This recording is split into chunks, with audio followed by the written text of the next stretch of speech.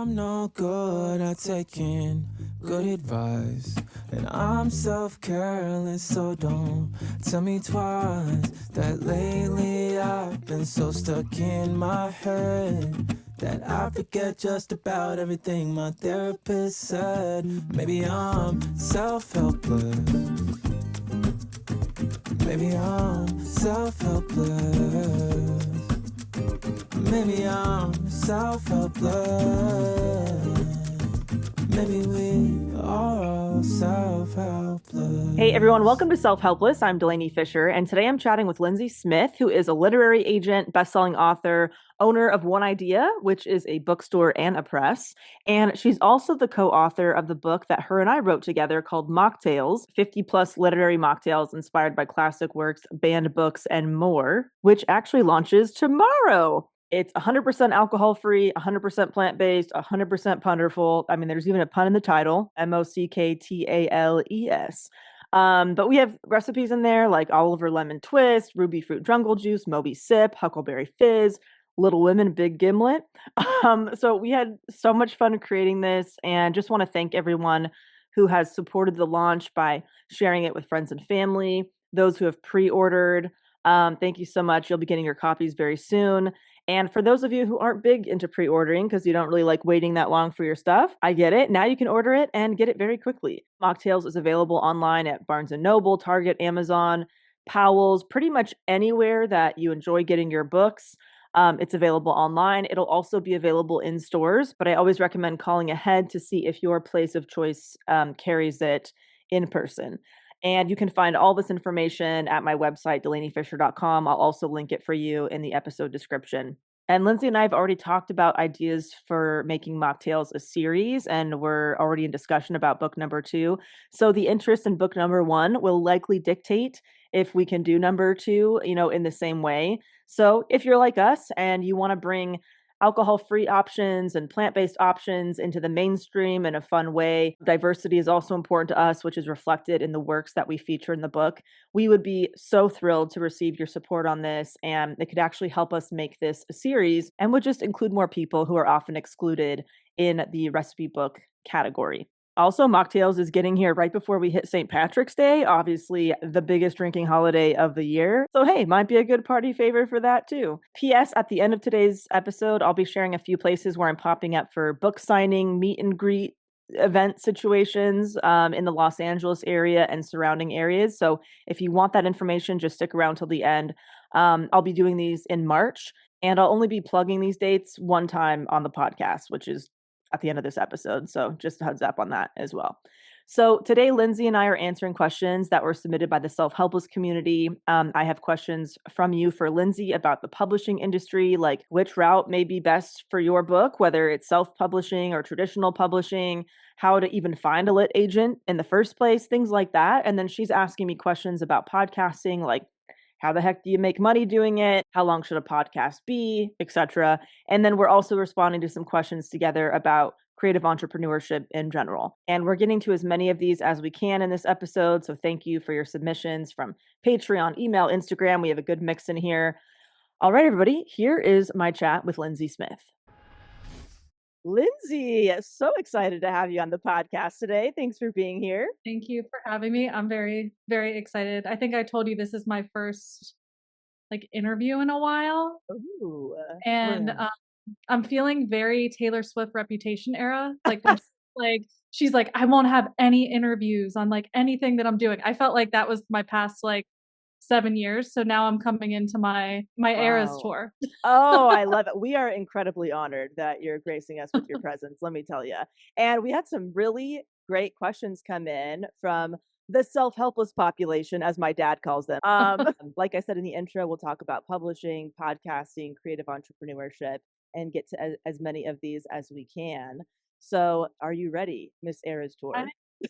I am ready for it. Let's do it. So number 1, how does somebody get a literary agent? What is the usual process or anything that you can share about that? Yeah, so the typical process to finding a literary agent, I would say, would be to Well, this is for nonfiction. Fiction's they're Oh, both similar, but I'll give you the differences of fiction and nonfiction. oh, perfect. So for nonfiction, you would write what's called a query letter, which is basically a pitch. Talks about who you are, what the book is, why you're the perfect person to write it, if there's any comparisons of books in the market. It's usually about a page long. And you'll write that, and then you'll write a book proposal that goes over what the book is, an overview, your marketing plan, your media, your author bio, table of contents, some sample chapters, basically a marketing and sample package of your book project. So then what you would do is you would take those things and you can start pitching literary agents. A great place to find them would be Query Tracker. A lot of agents, including myself, use that where you can search genres and you can search all kinds of different keywords based on your project. And you can find agents that are interested in those types of projects. And then everything, you can send it right in that platform. So it makes it pretty easy. You can also track, what agents you've submitted to, and it kind of keeps stats for you so you can see where you're at in the submission process. And then for fiction, you would also write a query letter, but the difference is you actually write the entire book first, which is Oh kind of my wild. gosh. And that was for fiction? Yeah. Holy shit. Yeah, that's a lot. Wow. I feel like we're getting so many like sexy little insider tips right now. This is awesome. But yeah, sorry, what you were gonna say about the fiction Oh, process or nonfiction, it's the proposal, which is still a lot of work, but it's not writing the entire book. now why is that, Lindsay? Like why such, differences based on nonfiction or fiction? Well, I think for fiction, editors and publishers really want to see the story completely thought out. They want to read the whole story. They want to know, they want to dive into the characters and the setting and all of that stuff. Whereas nonfiction books tend to sell a little bit more on market demand, platform, also just kind of if obviously if it is an interesting idea or has a unique take on it, publishers can be interested, but it's more on the positioning and kind of the marketing and meeting the market where it's at, as opposed to fiction, which is, agents, publishers want to see the really good story and they want to see it, done. Now, granted, there'll still be edits and things like that, but they want to know that the structure, the setting, the tone, the characters are all developed. Gosh, that's fascinating. I mean, many of the people tuning in right now know that, the book that we've co-authored together, Mocktails, is my first ever book. So I'm still learning so much about this industry. So very interesting. Okay, the next question that we have for you, this was by far the most frequently asked question from Self-Helpless listeners, and that is, what are the pros and cons to both self-publishing, that route, and the more traditional route with getting a deal with a publishing house? Pros and cons of both. Yeah, so I would say there's a lot of pros and cons, but I think I think one thing to mention is I come from self-publishing. So that's how I got my start. I really love self-publishing. That's what made me want to do anything in publishing, because the second I wrote and published my first self-published book, I became obsessed with the process. I loved the editing, not so much, not my favorite part of the process, but I loved like the design and putting it all together and seeing how I could make my words better, how it could, and then how that just the idea and then you have this final product. I was just obsessed with the whole process. Yeah. So I have a lot of love for self-publishing. I also started my own press, so I kind of see from the inside out what it takes from a publisher standpoint of, bringing on different projects and what that looks like and making those decisions. And then I also am an author that I had a small press from one of my early books, and then I also sought out and got an agent and got a traditional book deal. And I'm also an agent. So I say all of this stuff because Yeah. I work in multiple facets of publishing, and I think the biggest thing to know is there's no one right path or way for everyone, and sometimes you might even want to try both paths, and you can do both paths. So I think a lot of people that don't know the industry, they look at it as like, oh, self-publishing, that's kind of like a consolation prize. I don't feel that way at all. Or they'll be like, oh, traditional publishing, it's so fancy and you get to, go on this book tour all across the world that your publisher pays for. Those are some misconceptions about publishing. But I think the biggest thing in my take is self-publishing is really great if you have an idea, you want to act on it quickly, you don't want to wait for anyone's permission, and it's something that maybe feels timely that you want to get out sooner than later. Um, and it's great for a wide range of books, from nonfiction to fiction. There's no I would say there's no real genre that does a ton better, but I feel like that's traditional publishing is kind of like faster, a little bit more ownership, or sorry, self-publishing. Now, traditional publishing, to me, it's if you have time, if it's an idea that maybe is kind of that like a you have the platform to back it, or you have something to say that feels maybe very timely, but you're also willing to be patient, because traditional publishing takes time. It can take, I mean, as you've seen, it can take a few years before your project, even if it's greenlit, before it actually gets published, just based on, the timeline of the publishers. So to me, traditional publishing, you have to really be in it for the long run as far as that goes, because it is a longer time commitment, whereas self-publishing, you can get something out very like a lot faster. The biggest difference in the two, no matter what, you're still going to have to market yourself. I hear people say to me all the time, "Oh, I want a publisher because I don't want to market myself."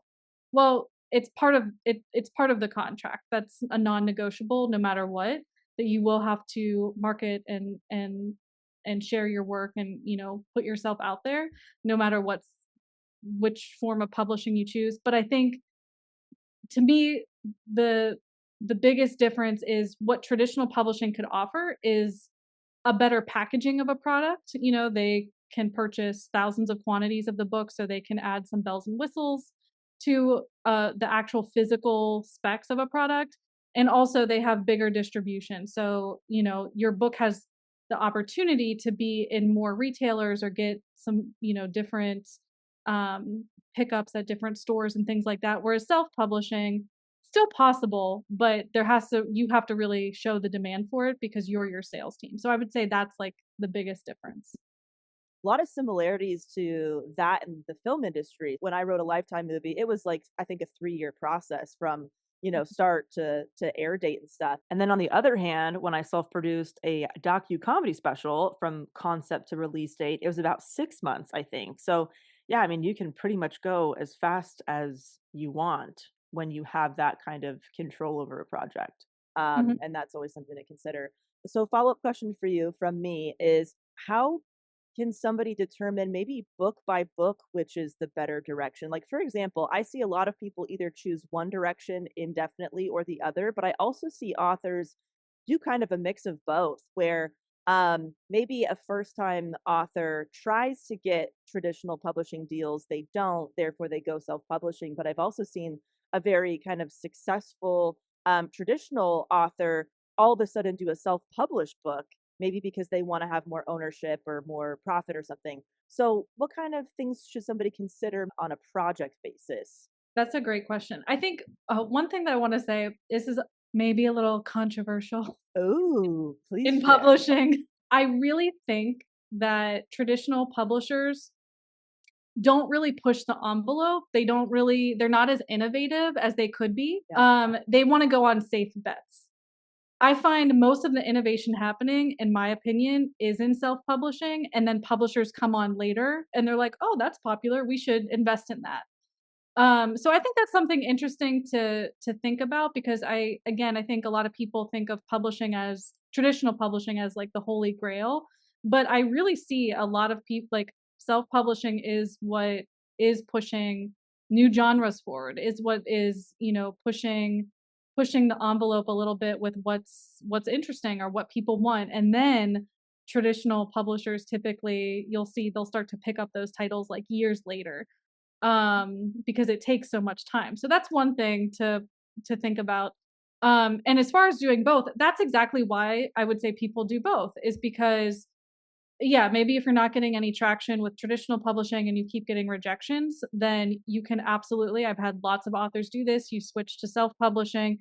That could really help build your platform, especially for nonfiction authors. That could help get your work out there. It could help get you established. It could help get you on speaking, help book you speaking opportunities or media appearances that can then build. So if you have a next book and you want to go traditional, you'll have all of these resources that you can now kind of like say, like, this is my proof. Look, I was able to do all of these things for this book. Now, if we can work together, you know, I can combine what I was able to do here with this next book and make it an even bigger success. And so that could be very appealing to publishers. On the flip side, successful authors, a lot of times they'll self-publish, one because they realize, well, now I have a built-in audience. I'll make more money because I know what my audience will buy and want. And so they can just go direct to their consumer.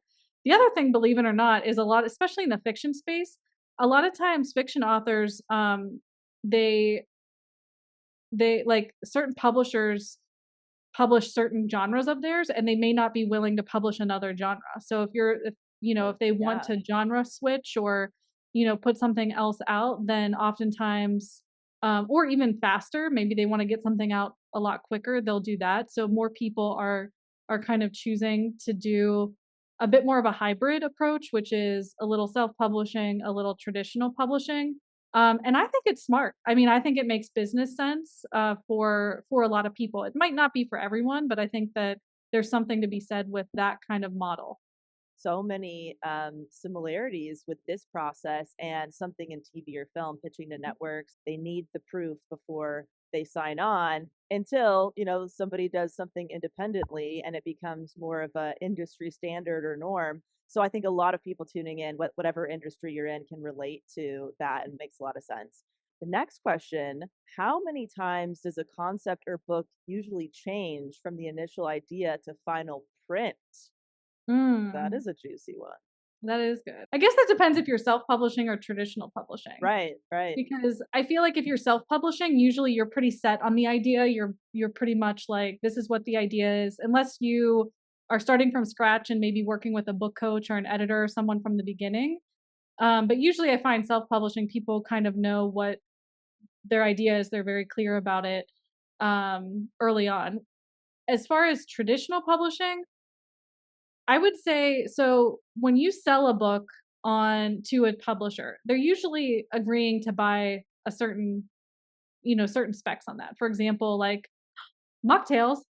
Oh my gosh, I have it right here. Shameless plug. Like mocktails, I feel like that was it was very clear what the book was, but I think Right, certain elements of it changed, like right. table of contents and the drinks that we wanted to add and the stories that we wanted to tell and even the name of it. So those things changed, but I think the general concept of was there. So I would say the most things that change in the traditional sense would be titles and kind of maybe like some general structure things, but really they're buying a specific product, so they want that specific product. Um, so I guess now that I'm talking about it, it's like I feel like they both self-publishing and traditional stay pretty true to what it is, but I think with traditional publishing, you have more input from people. So like the sales team will come, you could love your title, you could absolutely love it, and the sales team will come in and be like, "Yeah, we have to change the title because XYZ." Or like you'll have a very analytical publisher that does beta test rounds with, this is true, like they do beta test rounds with their titles before they title them and send them out Oh, to potential readers, and like that's how they pick the titles. So you could be like very excited about something and your publisher's like, "No, we think this will work better." So it's a bit more give and take. Whereas in self-publishing, at the end of the day, you make the decision. So if you love your title, it can just stay the whole way, if that makes sense. right. Oh, yes, absolutely. Oh, beta testing titles. That is fascinating. Yeah, it's Oh, a wow. specific publisher that does that. It's like, and they do it a lot for their fiction titles, which is very interesting. What advice would you give to someone who wants to be a professional author without needing other streams of revenue? Is it even possible with how the industry has shifted over the past decade or so? Oh, Ooh. yeah, that's a that's a tough That's a one. hefty question right there. Yeah. I felt the weight of that one. I know. I'm like, oh, because I always like to keep it a little upbeat. Hit us with it, Lindsey. So I would say it's challenging. It's Yeah. very challenging if that's all you want to do is write write books. You know, I think there's a lot of luck.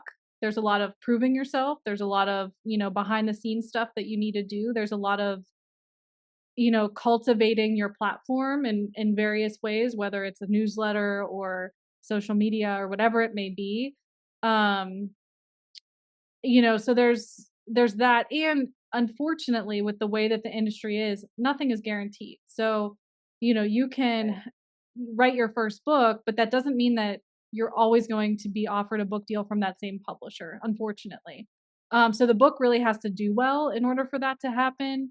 And, you know, when I say do well, that's subjective as well. I've had books that I thought performed, you know, client books that I thought performed very well. And, you know, they didn't go with the next book. And so we had to shop it around to other publishers. So there's a lot of ups and downs in the industry. And at the end of the day, nothing is guaranteed because it's, you know, it's creative ideas that you're pitching and creative stories, not necessarily anything that like, you know, everyone needs water on a monthly basis. Water companies, you know, send us a bill for the water that we use. Whereas creativity, you know, for better or worse, is just seen differently in that way. And so I think if you want to move to that direction, I think that's why people also self publish, also teach writing classes. Maybe they're also a book coach. Maybe they write a Substack that goes into a paid, you know, subscription. All of these things, you are still a writer, or work for hire projects. A lot of times, you know, a lot of my Yeah. clients supplement their income through work for hire projects, which basically a publisher hires you to write a book. You don't necessarily get any royalties in it. Um, but you know, that can be a nice way to supplement your income. So is it possible? Yes. Is it challenging? Yes. Sounds like it. Okay, so now I have a couple of follow-up questions for you based on some of your answers. Because you're in such a unique position of really knowing the ins and outs of every part of the publishing industry. I mean, you said you've owned a press, you own a bookstore, you're a literary agent, you're an author, you're a best-selling author, you teach courses on how to write and publish, you speak. Where not everybody who works in the industry has that kind of experiential knowledge. They might have theoretical knowledge of how it all operates, but I'm curious to know, what is there something specific that you find yourself having to educate people on over and over throughout start to finish of this type of process? Whether it's a particular part of the industry or anything like that. I'm just curious about that for you. Yeah, I think it's the expectations. Okay, I think interesting. that I think that's what it is. I Yeah. think the number one thing is I think because there how many TV shows do I put on, movies do I put on? I'm like, I'm just having trying to have a nice night and take my mind off work and reading all the things, and then I'm like, "Oh, let's watch this new show." And then suddenly it's like one of the characters just got a six-figure book deal and is off to Oh my gosh, right? I can't escape it. I'm like, I just want a minute where I could just not have to, like, see this in my face all the time. Yeah. But I think that's part of it is I think there's a lore, there's things that people don't know, and I think it all comes down to the expectation of and that's honestly usually the first conversation I'll try to have with anyone, whether it's, you know, someone that I'm working with, maybe coaching, that they're like, "Should I go traditional publishing or self-publishing?" And they wanna get some insight there, all the way to clients that I represent at the agency where you know, they're coming to me and they think that they're getting this six-figure deal and that that's just what it's gonna be and that they get to, you know, take off a year and go to Paris and write their book and have this Right. and at the end of the day, I can't promise you anything. I can tell you what's maybe reasonable based on platform or in publishing, you know, publishers do P&Ls, profit and loss sheets. That's how they come up with the advance number. I could show P&Ls all day long to you know, to clients. But I think, you know, until they really get into it and see kind of the process, it might not all, resonate right away. But I think that's the biggest thing is just expectations of, because we live in a little bit of a, we see publishing as a bit of a fairy tale, where it's a business, and a lot of it is unfortunately out of everyone's control. Oh, that completely makes sense. Okay, my last question for you is what came first for you? Were you a writer first? Were you Hmm. working at an agency? Yeah, I was a writer first, so I started in with self-publishing. Actually, I wrote my very first. I was featured in a poetry book when I was in like fourth grade. And then when I was in like 8th or ninth grade, I wrote these really fun tiny books. They were called Maxin' and Relaxin', and it was like stress-free techniques for teens. Oh my gosh, I love it. And you could tell that I really loved gift books back then because it was like set up like a gift book. I even stole the logo of As Seen on TV as like part of the cover art. My gosh, that's Don't come incredible. after me. I was in 8th grade. And I think one thing that's always fun to talk about is people think like, "Oh, she's in the industry, like has all these connections, she knows all these people. It will be so easy for her to get a book deal." And it's like, "No, I still go through the same thing that any Yeah. other author does." The only thing that I think gives me any bit of an edge at all is that I know the industry. So one, I know what to expect, and two, I know how to write my materials. So my agent, because I also have an agent, she's able to run with them quicker. But it's just because she's able to run with materials quicker doesn't mean that every idea that I've ever had turns into something. In fact, the reason why I was saying I was in my reputation era where I didn't do any interviews or anything is because I wrote a book in 2017 and then didn't write anything after that until this year. So, until Oh the projects that I'm yeah. coming out with this next few years actually. Wow. So it didn't mean I wasn't pitching anything. I had plenty of ideas, but nothing was coming to fruition and it took some time. And now things are finally coming to fruition, but it didn't mean, that it was a long time. It was a long time coming. Wow. So yeah, just because I'm in it and know doesn't mean that things come easier. It's just I know how to handle and manage those expectations easier. But it's not like a magic wand where everything I create gets greenlit. It's actually quite the opposite. I deal with the same rejection that probably everyone else does. Thank you for sharing that. We can take these rejections so personally, but you're like eating, sleeping, breathing this industry, and even it takes time for you. And I think that's just that's a great thing for all of us to keep in mind for any creative project that we're working on. So before we shift over to the podcasting questions people have, is there anything that we didn't cover? I mean, obviously, this you could talk about this for hours, the publishing industry, but is there something that you might want to share that maybe somebody didn't even think to ask that might be important for them to know about this process? I think you kind of hit it actually, which is, there is rejection in this process, but nothing is ever personal. I mean, I think I reject a lot of really great projects all the time, and it's never personal. It always comes down to what's on my plate at the time. Can I even handle another project? Just realistically, I'm one human being. Like, can I take on something else even if even if I really like it? And the other thing is there's certain things that maybe I know about the industry or what's happening that it's just not a good, fit for certain projects at the time. Like I remember when the pandemic was happening and I was pitching projects, I represent a lot of true crime, and I had a really amazing true crime project that I had sent out like a couple months after the pandemic, and I was getting no bites on it because people were like, editors were like, "Yeah, we don't think readers are going to want true crime right now."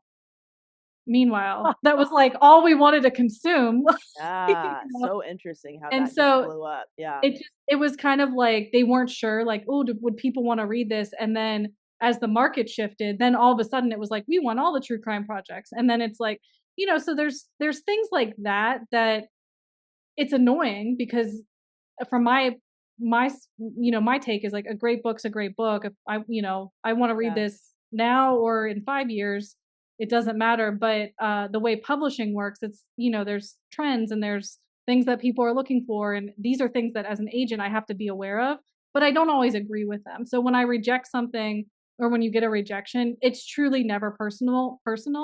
And you have to really remember that because the industry can be pretty tough in that way. I have a lot of clients that they'll get like their first rejection and it'll pierce them. And I get it. I think I'm immune to it a little bit now because I get so many rejections that I'm just like, oh yeah, this isn't personal. Like Yeah. the editor, this is just a business decision for many people, unfortunately.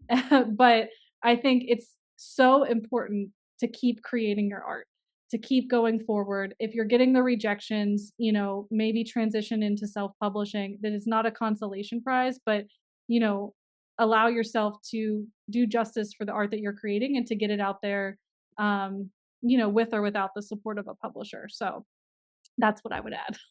Absolutely. You have the control to bring this into the world and be flexible with what that looks like. And that reminds me of this podcast. We get, over 50 submissions a week. And there's so many incredible people applying to be on the podcast. And I just simply don't have enough. It's a weekly show. There's like, what? I can't do math right now. 52 episodes a year. And I'm getting 50 submissions a week. I would love to be able to do one episode a day, but I don't have the ability to do that. And it's absolutely nothing personal. So I think it's good for all of us to keep in mind. It means nothing about us and just keep going. Yeah, just keep going. Rejection's part of the process. If anything, what I like to do is I like to turn rejection into what I call success rage. So Oh gosh, I love especially when I start getting rejections for like client projects and things, then like I start to turn into this success rage where I'm like, I'm going to prove to everyone this project is so good that they're going to be so mad that they didn't say yes to it. And then I usually end up, pushing it forward. We figure it out, but it didn't come without, the challenges and rejections and things like that. But it makes it a little sweeter at the end. Yeah, using it as a fuel to just light that fire under your ass. I absolutely love that. Have you heard of the whole power of 1,000 no's type of approach to rejection too? Yeah. I really like that one too, where it's like, okay, you're going to go out there and get 1,000 no's. That's your new goal. Not actually getting a deal, but like putting yourself out there enough times to keep getting those tally marks of, yep, got another no. Great. Perfect. You're one step closer to that yes that you might want. Last year, so editors will put out often in publishing, they'll put out like a call to action, like, or a call of what they're looking for. So they'll say, hey, I'm interested in, books on true crime, specifically from this lens. I'm interested in lifestyle books, specifically, floral and art or whatever. Like they'll be pretty specific. Yeah. And so there was this one editor that said they were interested in this very specific Taylor Swift style book. Okay. I'm not going to say what it is because it hasn't truly been announced yet, but it was like this very specific style of like looking at her artistry. Right. Okay. And one of my colleagues sent it to me and was like, Lindsay, this sounds like you because I'm a huge Swiftie and I have experience in the specific thing that they were looking for. I saw like the electricity that shot through me. I was like, this is meant for me. Like I could write this book in my sleep. And in fact, the second I saw that, I stopped everything. I wrote a 40-page proposal in like a day and a half because I know the content in and out. And I just was like, I'm so hyped on this. I'm getting it done, including the sample pages, everything. I found out about it on a Thursday. I sent it to my agent, my full proposal on Friday and said, can we send this out to this editor? Like, she's hot for this, it's exciting. My agent looked at it, was like, this is great. Gave me a few notes, got them back. She sent it out from that call to action. She sent it to that editor in like 4 days. Okay. So I'm sitting there like, this is happening. This is my book. This is my book. I'm getting this deal. It is perfect. It's exactly what this person wanted. So she sends it. A few weeks later, the editor emails and was like, hey, love it. Love Lindsey's writing. Love her enthusiasm. I just couldn't get my team behind it. So it's a pass. Meanwhile, I'm thinking to myself, didn't you think to ask your team before you put that out as like a, a request and whatnot? And I was really bummed about it. I was like, I thought that was a for sure thing. Okay. And then I kind of just, my agent ended up switching agencies. So I was kind of unagented for like a hot minute. And it was like, it was all this stuff. And so I was like, but I feel like this is, this is still there. So we ended up sending it out to several more publishers, and rejection. Then finally one publisher was like, I love this. And then they ghosted for like months. Okay. And then on a whim, I, said to my agent, I said, can you send this out to this one publisher? I think it might be good. I think they might be a good fit for it because they're doing some of this. They have this new imprint that they're doing or whatever. Again, we just exhausted probably 30 other publishers.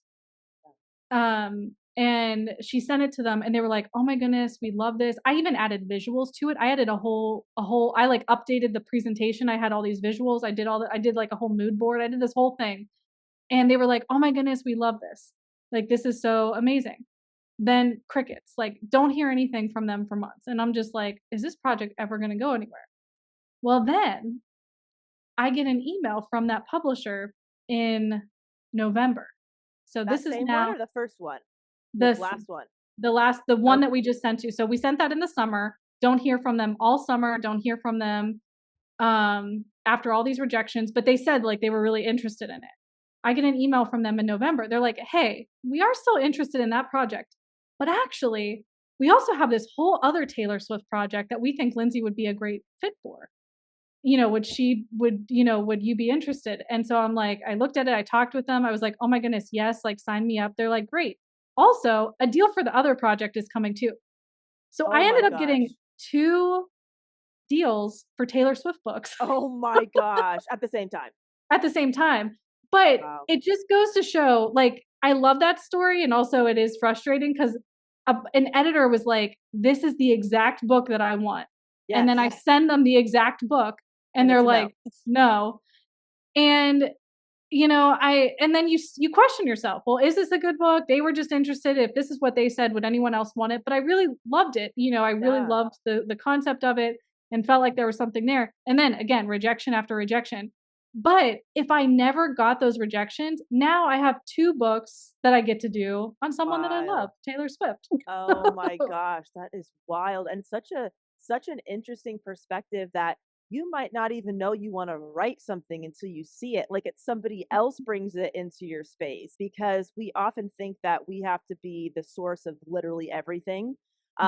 The idea, we have to figure out how to distribute it. We have to, no, it could be this collaboration, and you could just be open to things that you see and opportunities that you hear about. And I love that perspective. Rejection can lead to something better. Yes. What do they say? Rejection is just redirection. That sounded so, what was her name in like the 90s? Delilah.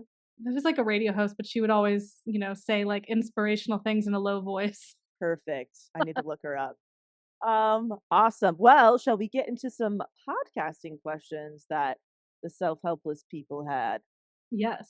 And myself. I am an open book, pun intended. Actually, pun not intended. So my question that's not on this list is how, I feel like podcasting has exploded.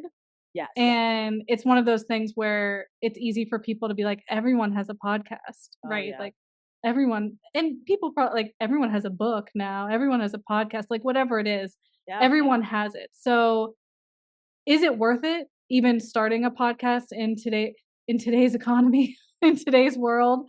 And like, is it worth it? And if so, or if not, like how would you figure out if it is worth it for you and where you're at maybe? Oh, great question. Well, you have to really ask, what is your goal with the podcast, right? I mean, if your goal is to make a bunch of money as quickly as possible, like what you were saying, Lindsay, like the whole, oh, I got a six-figure book deal and now I'm being flown to Paris and it was my first day on the job, baby. I mean, if that's your goal and you're starting from scratch and that is the only reason you're in this industry, I would say, yeah, you're probably gonna be pretty disappointed.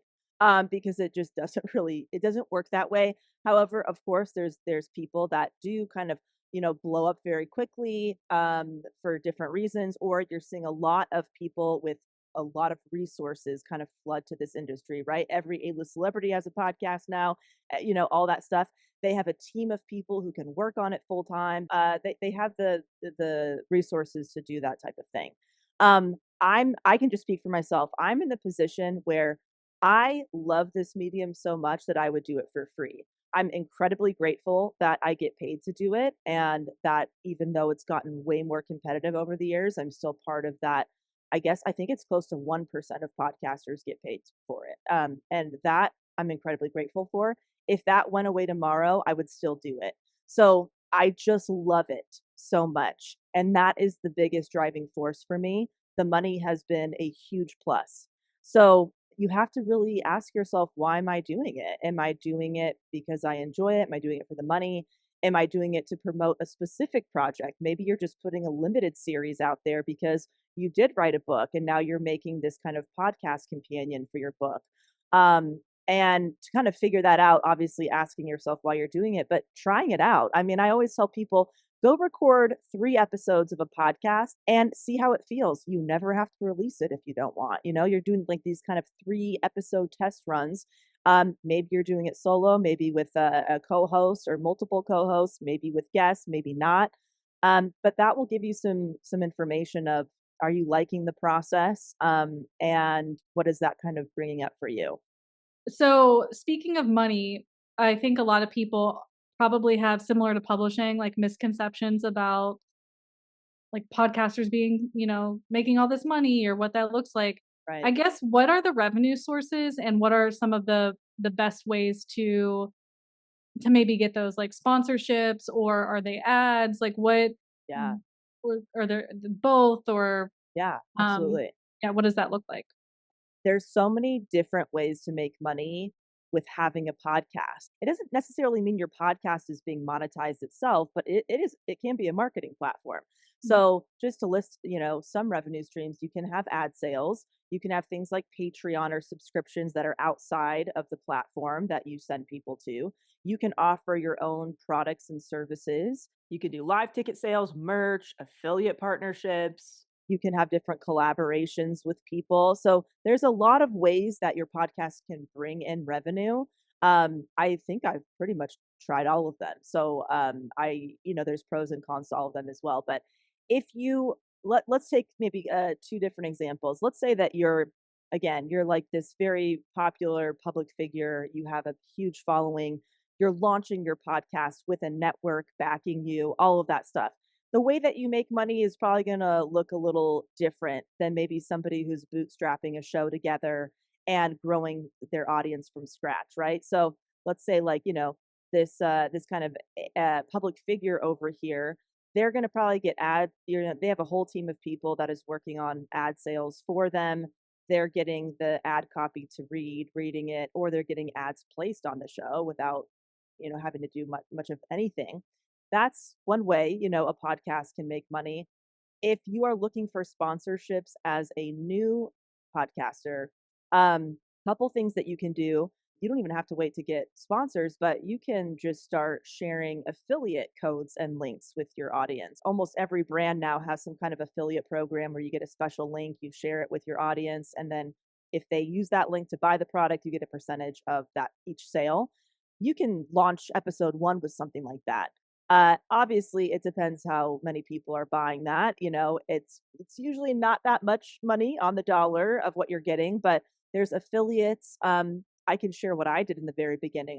I basically took on the position of sales rep for Self-Helpless like 8.5 years ago when we started, and we didn't know anything. I mean, podcasting was still pretty new. We didn't know the difference between a baked-in ad and a dynamic ad, and for those of you who don't know, that might be an ad just on one episode versus an ad that is playing on every episode you've ever created, right? There's all these different types of ads and different placements for them, different lengths. But I was just doing my own outreach to brands that we liked, basically saying, hey, we're this new show. This is what it's about. Here's our current stats. And would you be interested in sponsoring either one episode or multiple episodes? And I actually offered packages to these people. And so we were getting sponsors from the get-go, because I was just putting little packages together saying, you'll get a 60-second ad on the show, you'll get X amount of shout outs on social media. And, they were just giving, it was like this flat rate kind of situation. So you can just get creative too. You don't have to rely on a network only to be bringing in revenue if you want to go the way of, sponsorships or brand deals or whatever you're thinking. But I would also just ask yourself, is there anything that I can offer? Because sponsorships come and go. I mean, you don't have control over that, but you do have control over what you offer. And I like to share with people when I help them with, podcast consulting and stuff is how can you become your own sponsor? Like, look at your show as it's prime real estate. Every minute you have somebody's attention. That's like the most precious thing that they're giving you. Do you want to always be plugging other people's brands and businesses and potentially all that goes away tomorrow? Or do you want to be sharing some of your own work? And let's see how that snowballs. For example, yeah, you might be a graphic designer plugging a package or something. And within a few episodes, you sign a client for $1,500 because they heard you on the podcast versus you might be piecemealing together these like a couple $100 offers here and there over the course of many months, trying to get brands to say yes to you as a new show. So, there's a lot of ways to do it, but I would really ask yourself, what do I have kind of control over? And I've always done a mix of both. I have sponsorships, but I also plug my own things on here because I don't really like to rely on just one thing. I could also see, I thought about this recently. I had a nonprofit reach out to me about a book that they wanted to do, and they were just looking for some advice. Like, should I go traditional? Should I go self-publishing? And for them, I recommended self-publishing because they're a nonprofit. It was very specific to their community and their people. And Yeah. it would be a harder reach for a publisher. But I was like, something that you could do because you are a nonprofit is maybe you could reach out to a business to sponsor the book, and maybe they would have an ad in the book, and that would Yes. enable you to pay for the editing and the design and the production of it to do the things that you need to do. Yeah. But then you would keep the revenue from the books that you sell, and then you could give them out to the community and things like that. So I could imagine something similar with a podcast too, where maybe, let's say I am doing a book podcast on publishing. Well, maybe I could reach out to publishers, maybe I could reach out to self-publishers and say, hey, do you want to sponsor this season or 4 episodes or something? So especially if it's maybe something tight like that. Yes. So I feel like you could get very, very creative. I think probably, I don't know if you'll agree with this, it's where you want to put your energy. Absolutely nailed it, because you can also, yeah, you can ask that brand or partner, do you want to sponsor the entire year of the show where you're the only sponsor? You can put your own things together if you're not part of a network. And another thing I forgot to mention is, where do you currently work, and does your company have a podcast? Because you can actually pitch to them, I think we should start a podcast for this company. They cover the expenses, and boom, now you're getting paid to be a podcast host. And you don't have to worry about any of that kind of stuff because it's on somebody else's dime. There's so many ways to be a podcaster. And if you really love it, you can get creative and have fun with it. With podcasting, what's the right sequence? Like, what's the right length of a podcast? Should they be weekly? What a series looks like? Like, what is kind of the right Yeah. format? Oh man. I mean, it really depends on, again, going back to what is the goal of this and what do you want to do? I mean, you can do it any way that you want. And let's say like if your goal is downloads, I want as many downloads as possible. More times than not, the more episodes you put out, the more downloads you're getting. The people who put out an episode every single day are usually going to get more downloads than somebody who releases a monthly podcast. Of course, that's not always the same. Going back to somebody with a huge audience launching a podcast, versus somebody starting from scratch. But there is really no one right way to do it, unless you're working with some kind of partner. If you're working with a network or, you have some kind of agreement that it's going to be a weekly show or something, that's different. But that's kind of the beauty of this is that you can really make it on your schedule and it can work in all of these different ways. We see like episodic shows now. They come out every season, and there's a story told.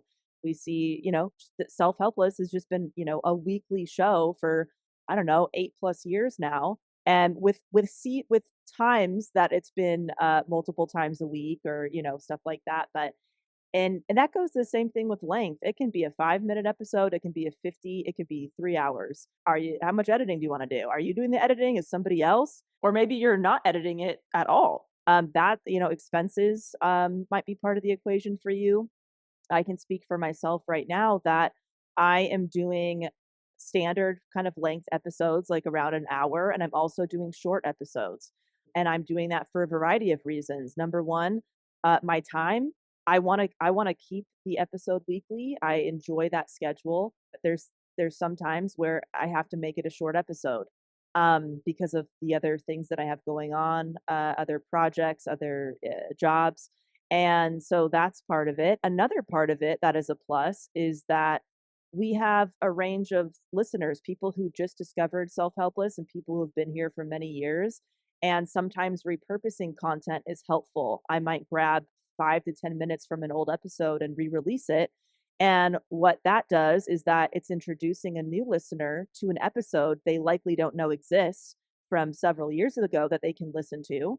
And even if somebody has heard that episode before, if they've been around a while, it's sharing the information in a new way. A lot of our episodes with different specialists and stuff contain a lot of information. It can be a lot to take in. And so if they're hearing 10 minutes of it, they might retain it a little bit differently that time around, or things may have happened in between the original air date and the new air date that makes it resonate with them a little differently. So I'm doing it for a variety of reasons. I think it's a smart strategy, but I also need it desperately for my time right now, for there to be a mix of lengths. And some people like long episodes, some people like short ones. It's also kind of catering to people's different listening preferences as well. So I like having a mix at this point during Yeah. Self-Helpless. Yeah. I love that. Would you suggest that people listen or they lean with formats that they like? Like, oh, I love these types of episodes, so it makes sense for maybe you to create one, or is it mainly based off, or I guess it could be both too, but it could also be based off of the type of podcast that you're working on. But I Right. don't know, like I feel like what do you think about that? Like if someone is Yeah. not sure, maybe like leaning into the things that they like? Yeah, so if you're having a hard time narrowing down as far as the format, and expenses aren't an issue, time isn't an issue, things like that, and you need a different way to land on something, that is definitely a great thing to ask yourself is what format do I enjoy as a listener? Is it one thing? Is it a mix of things? And you can definitely reflect that in your own podcast. We talked about this with MockTales is like, how come this doesn't exist and we want to buy it, so we have to make it? It's stuff like that. Another thing that I find is often a bigger factor is the people who are starting out or they've had a podcast but they don't know how to grow it, is really the time and energy and what they like about the process and what they don't like.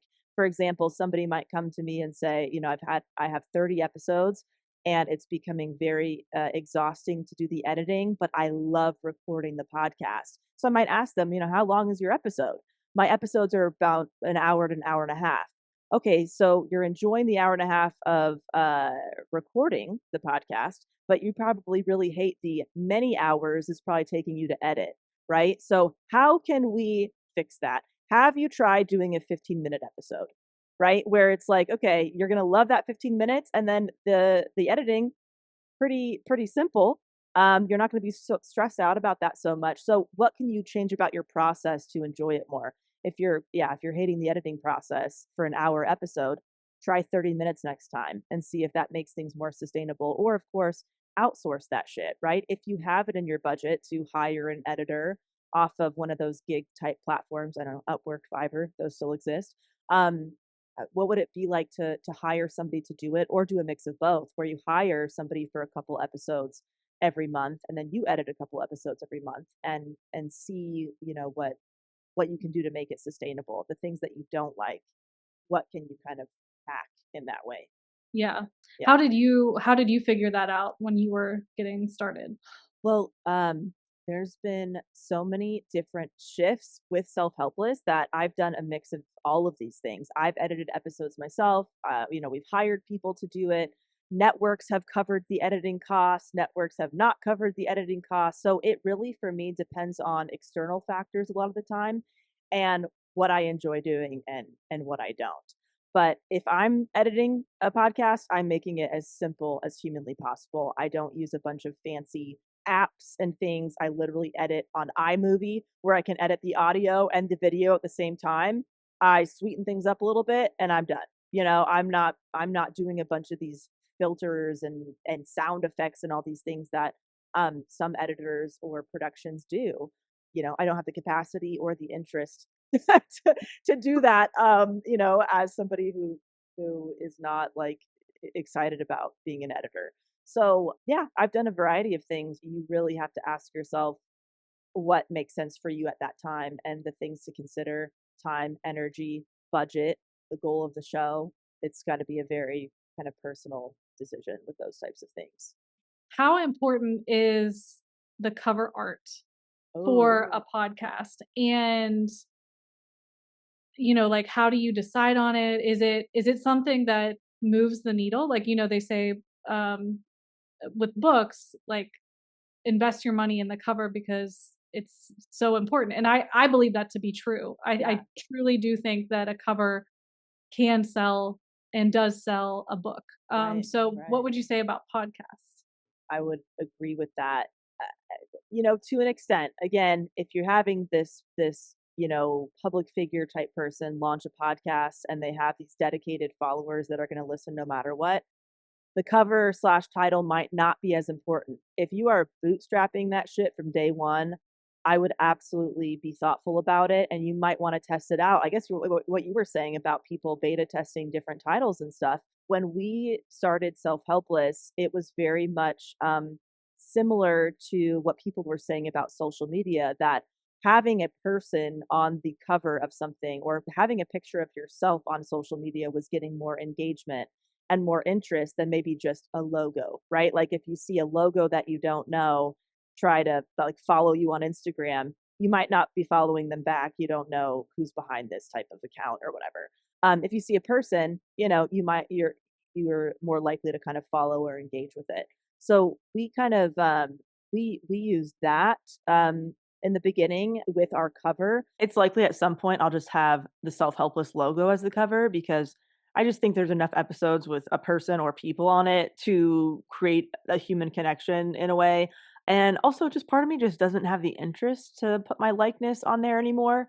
However, if I find that it really, impacts the numbers, like it really hurts the numbers in some way, then I would absolutely reconsider if it was having that big of an impact. But it's a mixture of preference and what works. Nothing is set in stone. You can always change things up if you want to or need to.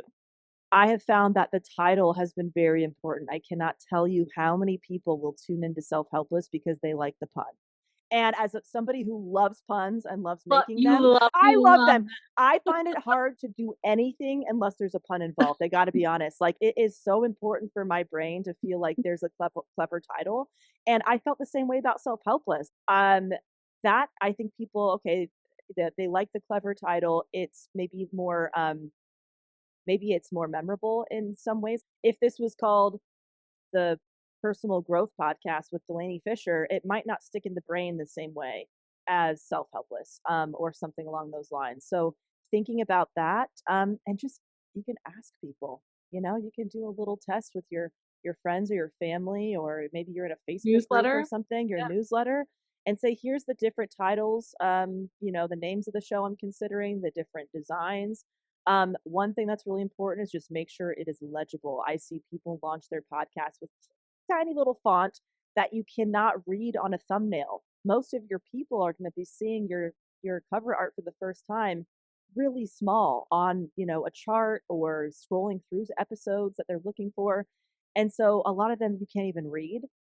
So make sure it's legible from a thumbnail image, but also making sure that it's the right size to even be qualified. There's requirements about the size of everything to even be considered for the top charts. You might be crushing your podcast, but because of something that is weird with the logistics of your artwork, you're not actually going to be getting on those charts. And it has nothing to do with the quality of the content. So there's things to consider with that as well. But I would say it's very important. It's the first introduction. If they don't know it's for them, they might not click and they might be missing out on stuff that they would enjoy. Make it clear, like if you have a podcast called Sparkle, right? I don't know what that is. Maybe you need to add some kind of a slogan underneath or some kind of a tagline like decluttering with so and so. Okay, now that I know that Sparkle is a decluttering podcast, I know that that's for me. If I'm just seeing this show Sparkle, I don't know if it's for me or not. And so getting more specific when you need to as well is important. I love that. And it's the same for books too. I mean, Yeah. people absolutely judge a book by the cover. Right. And same with the thumbnails. Most people are on their phone. So I always, anytime I get a cover, I'll look at it on my desktop and I'm like, I got to look at it on my phone. I want to make Right. sure that everything looks legible. Exactly. That's the exact same advice I give. Look at it on your phone. I'm going to ask you one last question. When people ask me this about books, I'm like, oh God. So I'm asking you this about a podcast. So Oh, thank you. do you have a favorite podcast or one that you've been listening to recently even that you're enjoying? Oh my gosh, what a great question. And I honestly feel a little bit guilty with my answer. Because I think You're that like, I've been listening to my podcast. yeah, I only listen to Self-Helpless. I don't know what do you guys listen to. No, I feel a little bit guilty because it is so kind to get these emails of like, Self-Helpless is my favorite podcast. I listen every Monday and I've been listening for years. I listen to podcasts by topic I'm interested in at that time. So if I'm interested in learning more about, I don't know, aliens or something, I write whatever, fill in blank here. I might type that into, I kind of use it as a search engine, my podcast app, like Apple Podcast or whatever. I might type in the word that I'm looking for and then see all these different podcasts. And I will listen to 10 different podcasts by different hosts over the course of a couple days because I want to deep dive into that topic. However, there have been seasons of my life where I am really listening to as much of one podcast as possible. Those have been maybe for a business reason. Like I remember when I started my first business, Kathy Heller's podcast. I had learned about her podcast. Don't keep your day job. And so I was loving listening to all these different stories about entrepreneurs because I was in that same exact spot in my career. Once I felt like I kind of got what I needed from that, I moved on from listening to that podcast every day. And then maybe a personal thing will happen in my family about grief or something. And I listened to this podcast all about grief for a month. And then I feel like I've gotten what I needed and I move on. So I'm very much all over the place with that, but I listen to podcasts consistently. So I like to think of it as I'm giving so many different podcast creators downloads all the time instead of maybe just one or two that I've listened to for years and years. But and honestly, you can see the people that I've had on the podcast on Self-Helpless at a given time. Those were my favorite podcasts. If they have a podcast that maybe I mentioned listening to, or that's how I found them, they were probably my favorite podcast at that time, or season of my life. Yeah. I love that. Yeah. What about you for books? Is it the same or different? Oh my God. Well, when people always ask me, like, what's your favorite book? I'm like, I don't know, because I'm kind of the same way where, like, if you ask me, like, what do you want your last meal to be? People ask that question. I'm like, it depends my mood on when I wake up that day. Oh yeah. Yeah. Like, I don't want to make a True. decision now because what if future me is like real into something else? Right. Right. My response is usually just the last thing that I read or the last thing that I, like a podcast that I listened to. So I just finished yesterday. I just finished. She's actually this is a good one. She's a podcaster and an author. Kate Winkler Dawson. She's a true crime, like historical true crime. Buried Bones is the name of her podcast that I really like, and she has a new book out called what is it called? All the Sinners Bow, I believe, that I just finished that was really, really good. I'm kind of the same way with podcasts. I like a deep dive. I'm very into true crime, so I like a good like one season of a deep dive on something. Yeah. My favorite like light and airy thing that I've been listening to since it's like a lot of true crime is Girls Next Level podcast with the Never heard of it. with Bridget and Holly. They were Playboy. They were Hef's girlfriends. Oh, interesting. Girls Next Door, the show, and I'm just like fascinated. I watched that show when it came out, and I just Yeah. have always been like fascinated by. And then you know what? Then what happens is then I do deep dives. Then I did a whole deep dive into like Hugh Hefner because I need to know like all the ins and outs, and I need to know like the Playboy history. So that's what happens to me. Then I like, Yes. and then I go deep, and I'm like, I need now the history and the. I'm with it. very similar with podcasts. I am very similar. Well, we also have, just to kind of wrap things up, we had a few questions just about creative entrepreneurship in general. So I'll ask those and we can both kind of share our experience. So, number one, where have you found the confidence to put your work out there despite fear of judgment or criticism? Lindsay, you want to take this one first? Oh man. I don't know if that ever really goes away, but I Right. think I've actually been putting myself out there a bit more recently than I have over the past several years, and I think I'm just of the mindset of, you know what? It doesn't have to be completely perfect. Because Yeah. I do love a good visual. I do love all the things. I like having kind of all the things up, like at the forefront. Um, and the things that I've been doing recently, I'm like, you know what? It's fine if it doesn't have a fancy graphic to it right now. I can get one later. Um, and that's been helping me move things forward without, you know, feeling stuck or that I have to have like a million, I have to have all this stuff right now. I think for me, gosh, I don't think I'm trying to think of when I first started kind of putting myself out there in unconventional ways as far as, career type moves. I don't think it was confidence. I think some of it was naivete of I didn't even think about what criticism or judgment would feel like or what failing in public would feel like. I just had an idea and I thought it would be fun. That was part of it. Like, let me just try this. So I think I was a little bit naive with what that would feel like. And on the other hand, I was so deeply unhappy in the standard 9 to 5 situation that the desire to get out of that in whatever way that I could and make something different, that outweighed any fear of judgment or criticism that I might face as well. So I think it was kind of a mix of things. I was a total noob and I didn't know what I was getting myself into, and part of me just didn't care because I was so desperate to not feel like um I don't know, I just felt like very depressed and very robotic in my day, and I was like anything's better than this.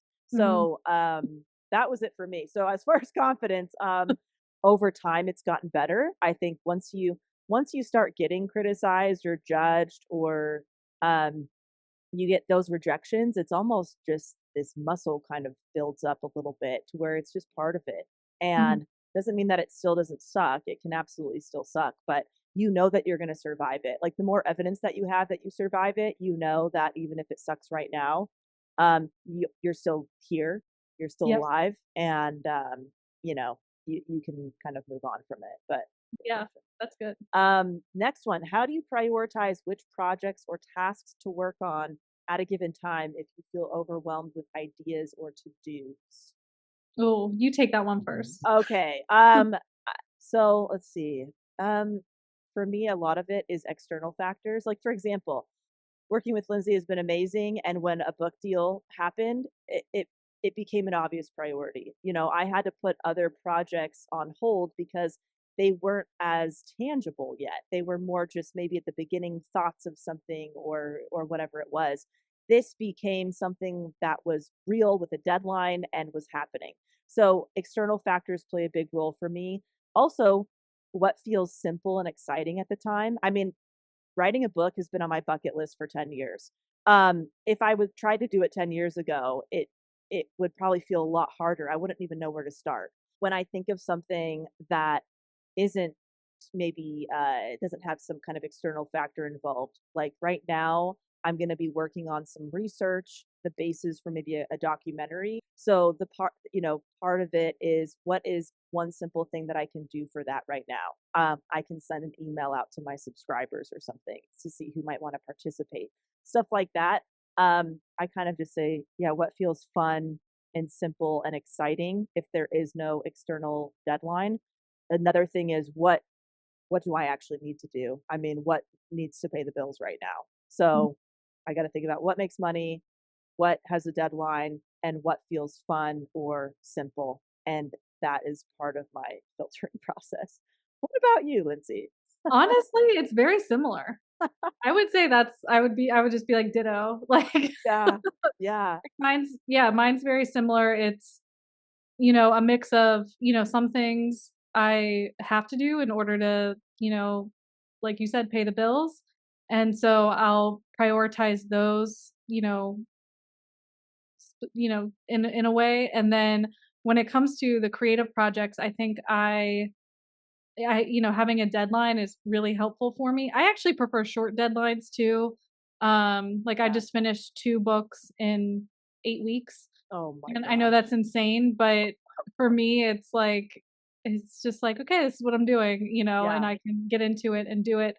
And then I think also when I get the urge to do something, I call it kind of the urge, like that fun. Um, I sit with it, but if I'm like really on, like the one book that I told you about, where when I saw that idea and I was like, oh my goodness, this is me, and I just got the urge and I just did it. It took me like a day and a half, because I usually find when I have that, it'll take me way shorter than if I'm like, I should do this. This is the thing that makes sense, but I'm not excited about it. That's Yeah. usually I don't usually end up moving forward with those projects. I usually go to the ones where it's that kind of like lightning bolt and I'm like, I have to do this. Right. This feels really good. Let's go for it. And then usually I find I'll prioritize other things with that. Like I'm really good at that.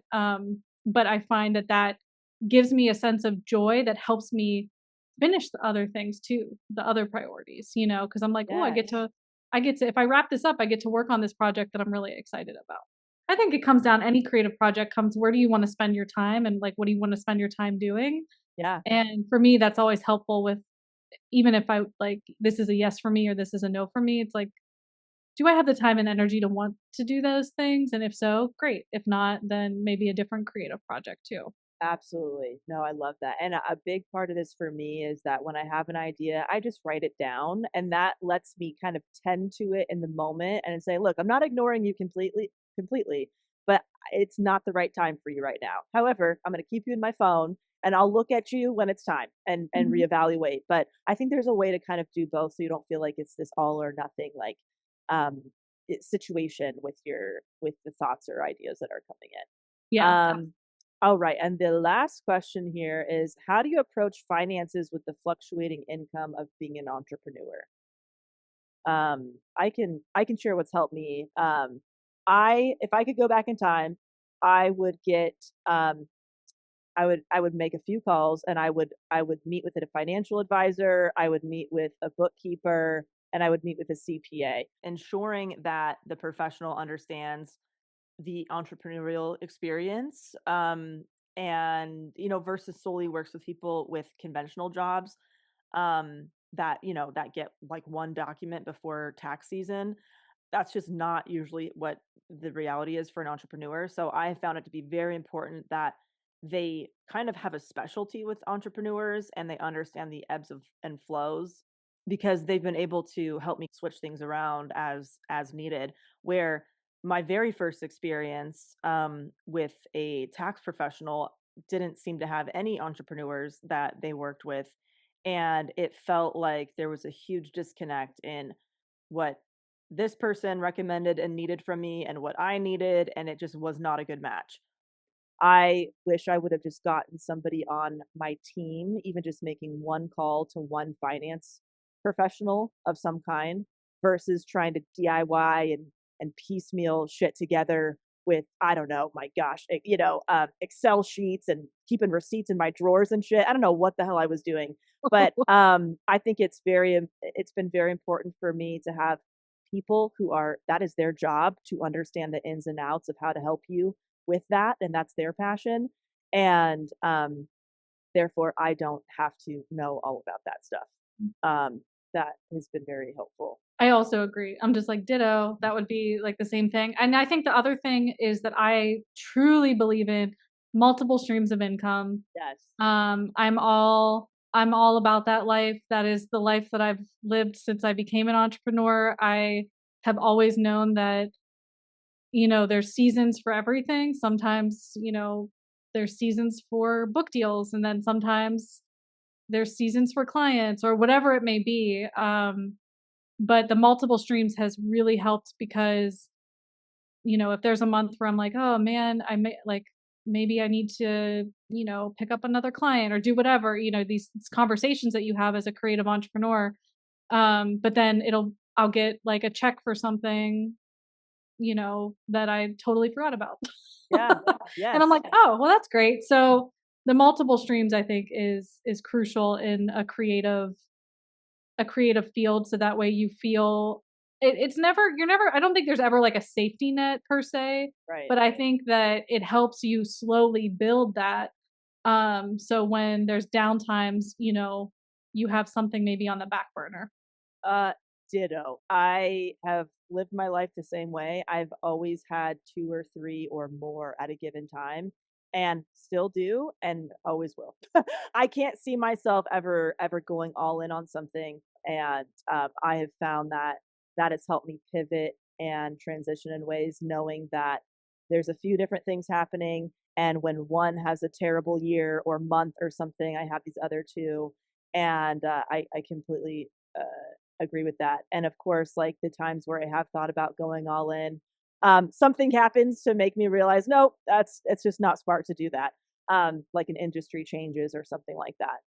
It's also so great that, I mean, number one, it's helpful to have multiple streams of revenue when you have this kind of professional lifestyle.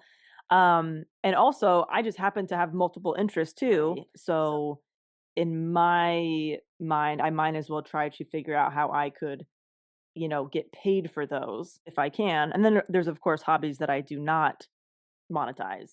I think in the beginning phase of entrepreneurship for me too, trying to give myself stability, like kind of like the things that help me were looking at my my income with it like in 3 months kind of marks, like not knowing how to budget anything because I never knew how much money I was making month to month, but looking at like what did I make the last 3 months or 6 months and kind of trying to look at things as a whole. And then it became annual. How do I look at my income or revenue annually? And that might help me make some decisions for this next year. I had to zoom out instead of feeling like I could bank on this certain income. And then, of course, I was able to give myself like the every 2 week thing at some point. Have you heard of this concept, Lindsey, like finding your new zero in your bank account? Where it's like, okay, instead of as an entrepreneur, instead of freaking out as you see your checking or savings start dwindling down to zero or your business account, what would your new zero be? Maybe that's $500, 5,000, 10,000. And once you start getting to that point, you start making some decisions, whether it's ramping up your marketing or whatever, doing something different with your offers, so your nervous system can relax a little bit. So that was a very helpful kind of hot tip for me as well. Mm-hmm. I like that one. That's a good one. Yeah. Anything else you want to add? No, I mean, I think we did that, it. We came here and we did literally everything. So you're welcome. Go grab MockTales. Yay. And Lindsey, where can people find you and your work and all that good stuff? I'm at the Lindsey Smith .com. There's only one. Lindsey with an E, LINDSEY.com, and then you can find all the things there. Incredible. Thank you for this lovely, lovely episode. Thanks again to Lindsey for being on the podcast. Thank you again for your questions. And also for any questions that we didn't get to, I'll be sure to respond to some of those, at least the ones that I can share about on upcoming Smack episodes, which are mini episodes of the podcast if you're new here. And if you want to submit questions for guests or for mini episodes in this way, as well as vote on topics and things like that, you can do so at patreon.com/selfhelpless. 100% of proceeds go directly to operating expenses for Self-Helpless, which has kept the show going through thick and thin throughout the years. So huge thank you to our Patreon supporters. Appreciate you so very much. And if you'd like to come to one of the meet and greets book events that I'm doing, here's where I'm going to be. But please just double check with the venue as it gets closer to the date, just in case something changes. That's where the most up-to-date information will be. They have event calendars and stuff like that. So again, these locations are all in California. So on Saturday, March 8th, I'll be in Santa Barbara at Chaucer's Books. Wednesday, March 12th, I'll be in Pasadena at Vromans. I don't know how to pronounce that if it's VROMAN. And then Saturday, March 15th, I'll be in Fullerton at Barnes & Noble. And Saturday, March 29th, I'll be in Huntington at the Barnes & Noble out there. I would love to meet you.